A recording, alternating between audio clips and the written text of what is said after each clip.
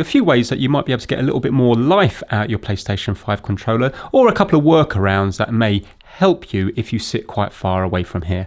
So obviously the battery's not going to last that long. It's a rechargeable battery in here.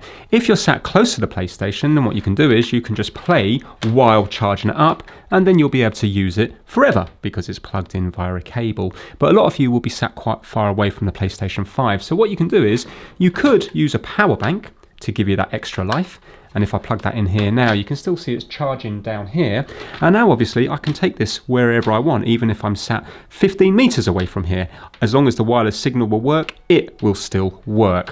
What I would say is if you're using a power bank, I just use ones that I know will only output 5 volts. If you were to use new ones, then they can output 9 volts or 12 volts. Now, this should still communicate with it, but remember this has been designed to work with this, and the USB port here is only going to be using 5 volts. So just to be on the safe side, it's unlikely that it would fry the controller, but if I use a power bank that can only output 5 volts, then I know that I'm going to be safe to use it. Obviously, you're going to need it to be powerful enough to actually charge it, and on this controller here, it is 5 volts at 1500 milliamps, which is 1.5 amps. So make sure your power bank is suitable for that. Now, if you want to keep it wireless and you just want a little bit more life out of it, there's a few more things that we can do that will give you a little bit of extra life. So one thing that we can do is if you're not using the mic, we can do the mic mute button. That will save a tiny little bit of life.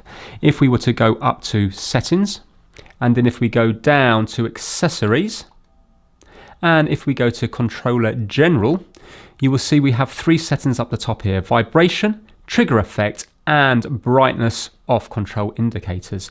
We can lower all them down, and each thing will help the battery life just a little bit. So at the moment it's on bright, we can change that to dim.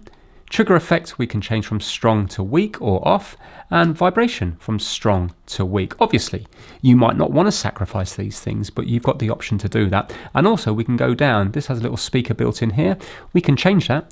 You can actually hear it getting louder and quieter here.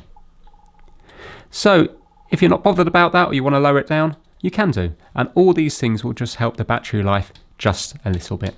But if you're going to be having long gaming sessions and you want it to work without using a cable on the actual PlayStation 5, then really the power bank and a cable is probably the way to go, because at least then you're not tethered to the PlayStation 5, you're just tethered to this, and you can have it next to you and you won't really feel the weight of the cable on the controller.